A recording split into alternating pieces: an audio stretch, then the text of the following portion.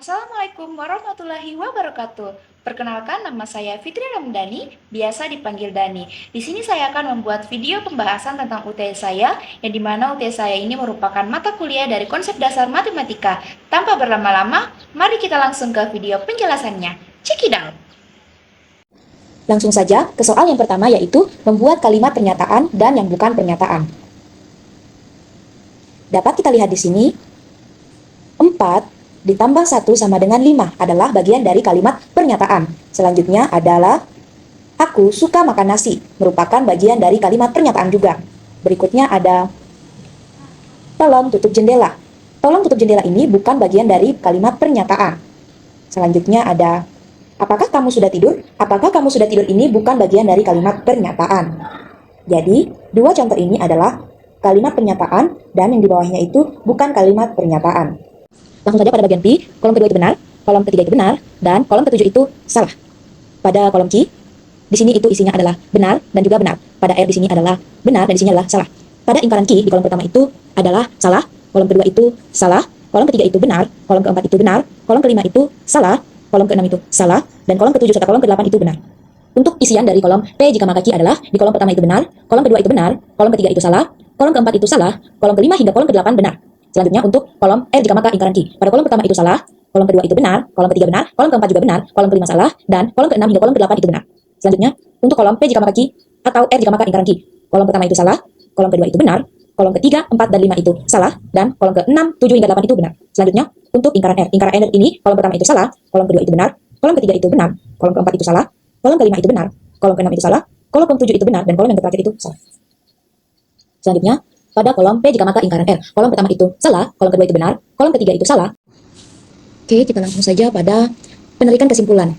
P jika maka Q dan R jika maka lingkaran Q, jika maka P jika maka lingkaran R. Hasil akhirnya adalah B semua dari baris kolom pertama hingga kolom ke-8.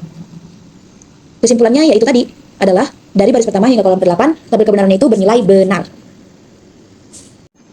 Adapun soal yang tadi itu lanjutannya adalah ini, yang diminta untuk kalimat proposi pada setiap premis. Oke, kalimat proposinya itu adalah premis pertama P jika maka Q, premis kedua R jika maka lingkaran Q, dan premis ketiga itu adalah P jika maka lingkaran R.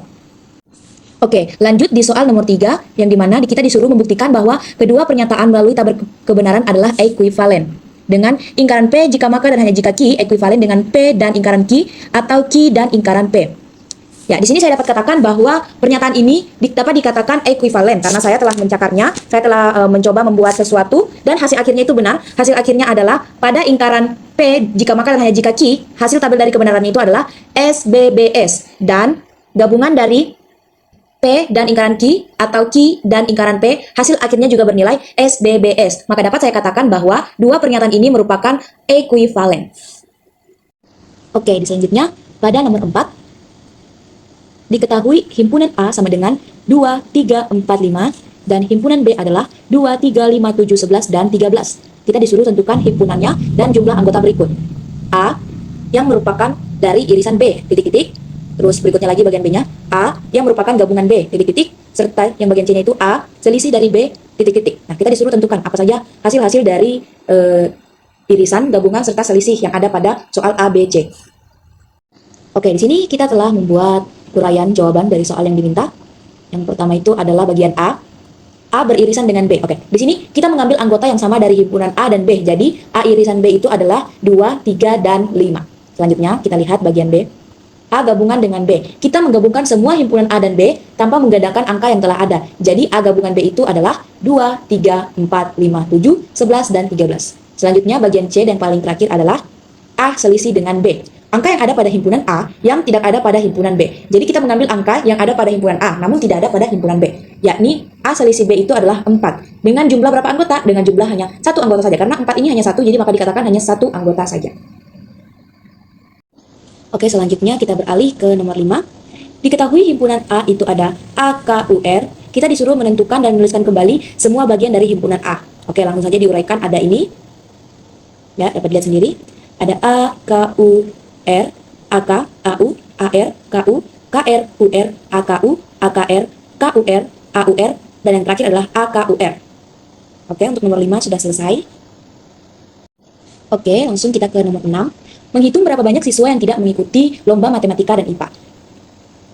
Diketahui 16 siswa yang ikut lomba matematika, 15 siswa yang ikut lomba IPA, dan 9 siswa yang tidak ikut lomba manapun, serta 30 jumlah seluruh siswa.